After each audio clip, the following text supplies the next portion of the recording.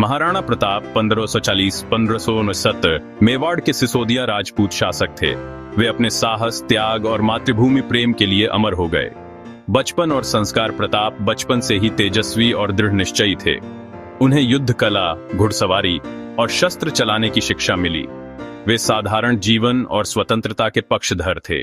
अकबर से टकराव। उस समय दिल्ली का बादशाह अकबर पूरे भारत को अपने अधीन करना चाहता था।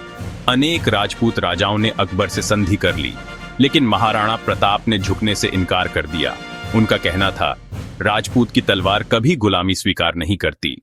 हल्दी घाटी का युद्ध 1574। यह युद्ध इतिहास का सबसे प्रसिद्ध युद्ध है। अकबर की ओर से आमेर का राजा मानसिंह विशाल सेना लेकर आया। महाराणा प्रताप ने केवल 20-22 हजार सैनिकों के साथ युद्ध लड़ा। युद्ध भूमि पर प्रताप का नीला घोड़ा चेतक सबसे बड़ा नायक बना। चेतक ने घायल होने पर भी प्रताप को युद्ध भूमि से सुरक्षित निकाला।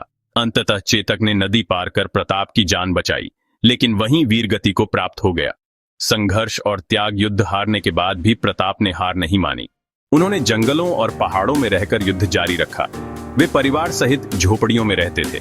कभी घास की रोटियां भी खाईं, लेकिन अकबर की अधीनता स्वीकार नहीं की। उनका जीवन संघर्ष और स्वतंत्रता की मिसाल बना। पुनः विजय। कुछ वर्षों बाद महाराणा प्रताप ने अपनी भूमि का बड़ा हिस्सा पुनः जीत लिया। उन्होंने उदयपुर को राजधानी बनाया और स्वतंत्र मेवाड़ को पुनः स्थापित किया। अंत महाराणा प्रताप ने 19 जनवरी 1573 को अंतिम सांस ली। उनके अंतिम शब्द थे, मातृभूमि की रक्षा करना ही जीवन का सबसे बड़ा धर्म है। महत्व। महाराणा प्रताप की गाथा हमें स्वाभिमान, साहस और स्वतंत्रता के महत्व की शिक्षा देती है। चेतक का बलिदान निष्ठा और वफादारी का प्रतीक है। वे भारत के महानतम स्वतंत्रता सेनानियों में गिने जाते हैं।